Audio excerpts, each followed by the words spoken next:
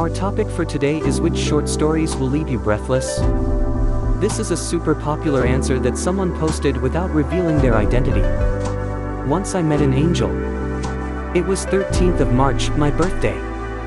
The most exciting part of my birthday was my visit to the New Life Trust. Rudra was her name. Such an influential name it was. She was a special child who belonged to that trust. All the children in the trust were considered to be the God's own children.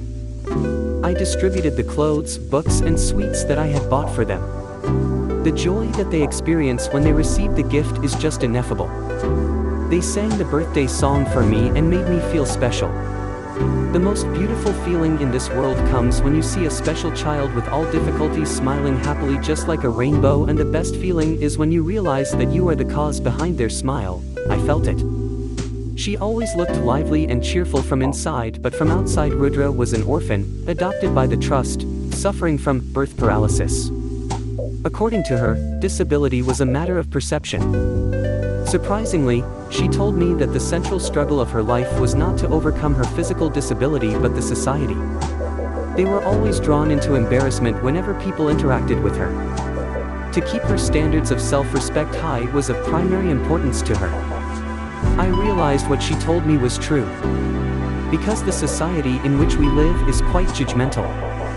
I felt intensified feelings and emotions for a 13-year-old girl when she was talking.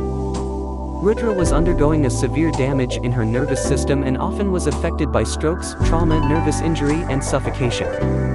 Doctors predicted her life was not too long. I wondered how she possessed this immense willpower.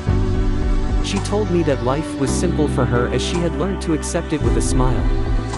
Since the trust raised the children with lots of hopes and dreams, she always believed that she was a very gifted girl and considered her life as a wonderful blessing from God. Her mental maturity was that high that she accepted the reality than running away from it. She proved to me that life is all about what lies within you. Rudra was multi-talented and very much a perfectionist. A singer and an artist amongst all her other talents. Needless to say, I could never leave the trust until I listened to a song of hers. She always looked like a butterfly, colorful, and she knew a special way of adding joy in every day of hers. I was quite excited to know what her ambition was. She told me with a gleam in her eyes and a strong belief in her heart that she was born to accomplish something amazing. She told me she wanted to become a teacher. It was time for me to leave. She waved her hands and gave me a warm send-off with her beautiful smile, universal language of happiness. I felt it. Days rolled by. A year passed. Time fleeted. One day I received a call that Rudra had passed away. It was a huge loss for me as she had left footprints in my heart. I realized that she had already achieved her ambition because I was her student and she was my teacher who taught me the essence of life.